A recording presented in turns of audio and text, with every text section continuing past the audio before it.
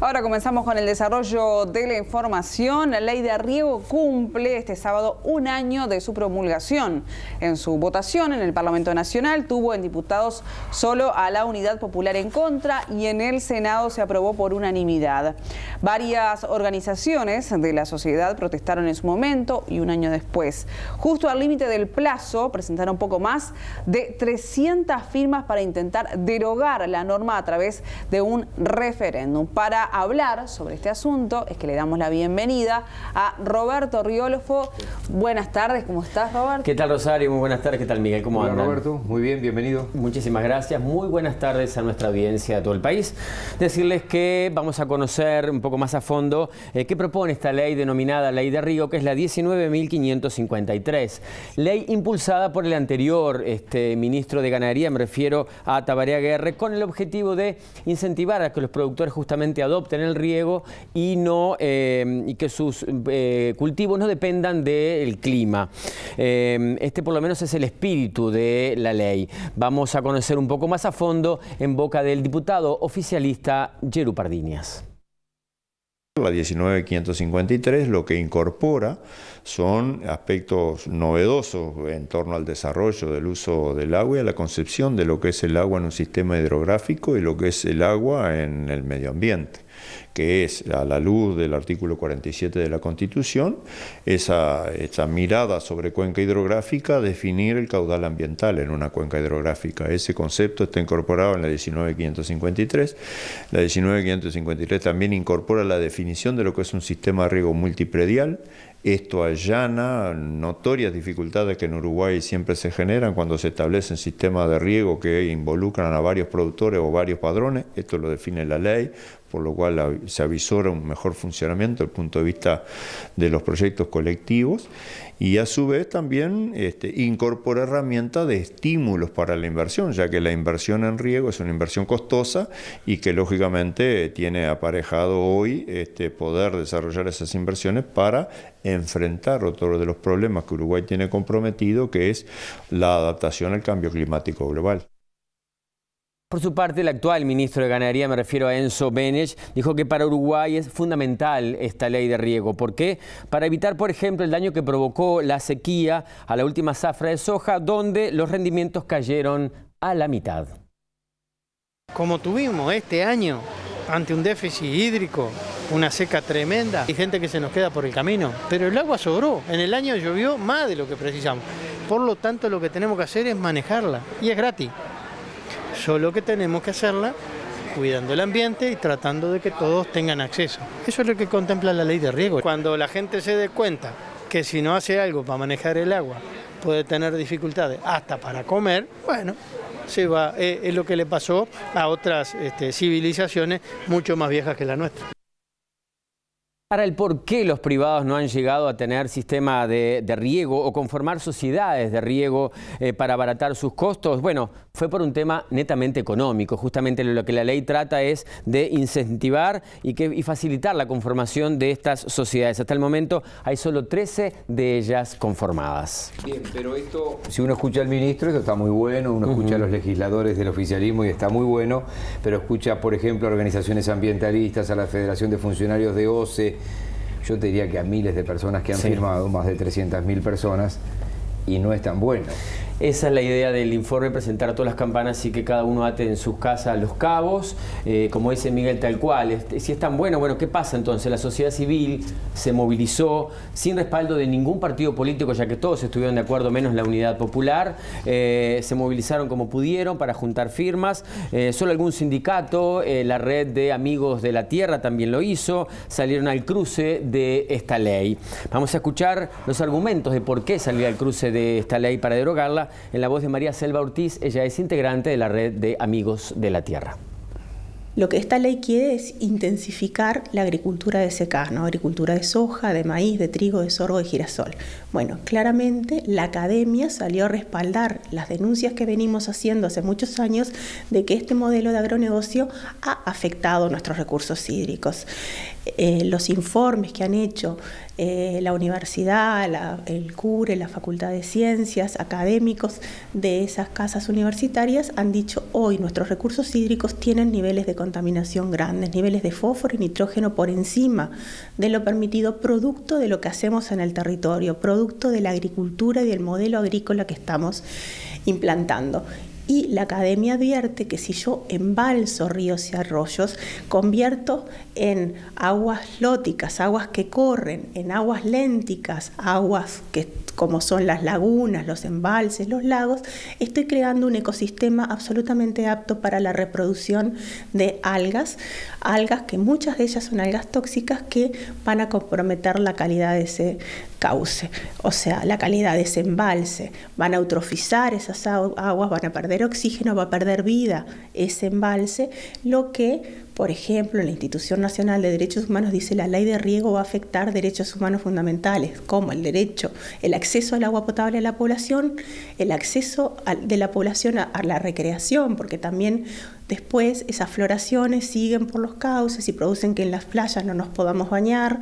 Y a su vez el agua que va a tomar el ganado u otros seres vivos que viven en ese ecosistema también los va a afectar en su salud gravemente. ¿Esta ley es inconstitucional o no? ¿Esta ley privatiza el agua potable o no? Ustedes saquen las conclusiones. Privatiza porque habilita que privados ajenos al agro puedan hacer un embalse en un río, en un arroyo, en nuestros ríos y en nuestros arroyos, y el embalse de esa agua se la vendan a los productores, le ponen un precio. Claramente nuestra Constitución dice que todas las aguas superficiales y subterráneas son de dominio público y de dominio público hidráulico, lo aclara la Constitución, por lo tanto no podemos otorgar una concesión de uso privativo de aguas como dice el proyecto de reglamento de esta ley. Hoy quien quiere regar y no tiene el agua en su establecimiento tiene que adquirirla en un sistema de riego, o sea, hoy ya existe eso. ¿Ah? Lo otro, no hay, acá hay que tener una tranquilidad, sobre todo la población, porque no hay privatización de agua, sino que hay una concesión, una autorización para usarla en determinado periodo de tiempo, tampoco es por siempre, es en determinado periodo de tiempo.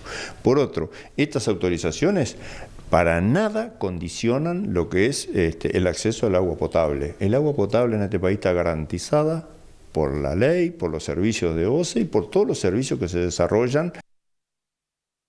Vayamos ahora a la controversia medioambiental, es decir, no solo por la aplicación de esta ley, sino por el modelo agrícola que hoy impera en nuestro país.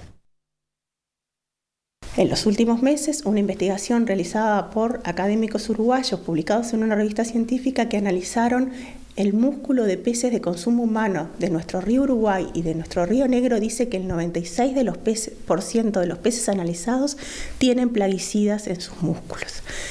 Se encontraron 30 plaguicidas. 28 de los plaguicidas encontrados son utilizados en la agricultura del secano. Por eso nuestras organizaciones dicen la fundamentación de esta ley de riego, que es intensificar la agricultura del secano, producir más, crear un segundo piso, ya hoy es insustentable. El diputado Pardiñas explica cómo se controlan hoy las prácticas agrícolas desde el Ministerio. Acá hay una concepción, me parece que equivocada, en integrar dos cosas que pueden tener distintas acciones y distintos componentes y distintas regulaciones. Uno es el riego y otra cosa es las buenas prácticas agrícolas. Aspecto que desde el Ministerio de Ganadería se están desarrollando fuertemente, ya que una de las líneas estratégicas de desarrollo de la producción agropecuaria en el Uruguay hoy es la producción sustentable o la intensificación sustentable o sostenible. Entonces, yo creo que no necesariamente el uso del agua en riego va a traer aparejado mayor contaminación o mayor uso de plaguicidas o mayor uso de fertilizantes, sino que estará incorporado, por eso la ley establece justamente como un precepto de exigencia los planes de uso y manejo de suelo.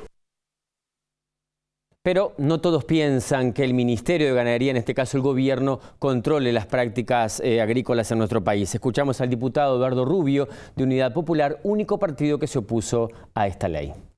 No existe ningún control serio. La muestra está en la calidad que tenemos en el agua hoy. No lo dice Eduardo Rubio, lo dice la academia. Están todos los cursos de agua contaminados. ¿Dónde estuvo el control? ¿Cuál es el control? No existe. En segundo lugar, acá hay un problema que está vinculado al modelo de país y al modelo del agronegocio. Es contradictorio, es antagónico con la preservación del medio ambiente y de los recursos naturales. Esta ley se fundamenta, por ejemplo, en sostener y desarrollar la producción de maíz y soja transgénica. Son las cosas que se explican incluso en la fundamentación de motivos. Es el modelo del agronegocio, es el modelo de las multinacionales.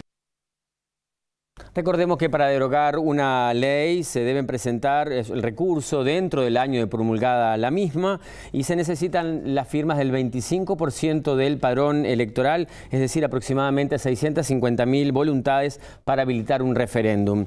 Finalmente hoy se presentaron a la Corte Electoral poco más de 300.000, es decir, 1 de cada 10 uruguayos votó para derogarla, pero no alcanzan. Uno de los impulsores de la recolección de esta firma fue el sindicato de OCE. Su presidente Gustavo Ricci dijo que ya manejan otra alternativa contra esta ley. La Asociación de Funcionarios de OCE resolvió estar presentando un recurso de inconstitucionalidad ante la Suprema Corte de Justicia porque entendemos que esta ley de riego violenta claramente el artículo 47 de la Constitución. Ese escrito se va a presentar antes de la feria judicial. ¿Cuándo piensan elevarlo a la Corte? Bueno, la idea es estar presentándolo antes de la feria judicial. Estamos coordinando con los abogados correspondientemente porque hay que atender aspectos de forma y aspectos de fondo. Nosotros el fondo lo tenemos claro, pero en este tema hay que también ser muy precisos con la situación de forma, así que seguramente en las próximas semanas estaremos presentando el escrito. Gran dilema entonces, que pasa en muchos países del mundo y el mundo desarrollado, si producción versus naturaleza, si Uruguay natural versus la economía, que es importante para todos también. Bueno, habrá que ver entonces cómo sigue esto, cómo lo maneja este gobierno y el que sigue. Y como siempre pasa en el Uruguay, el lunes, el martes, el miércoles, cantidad de gente me preguntó dónde se firma, qué es esto.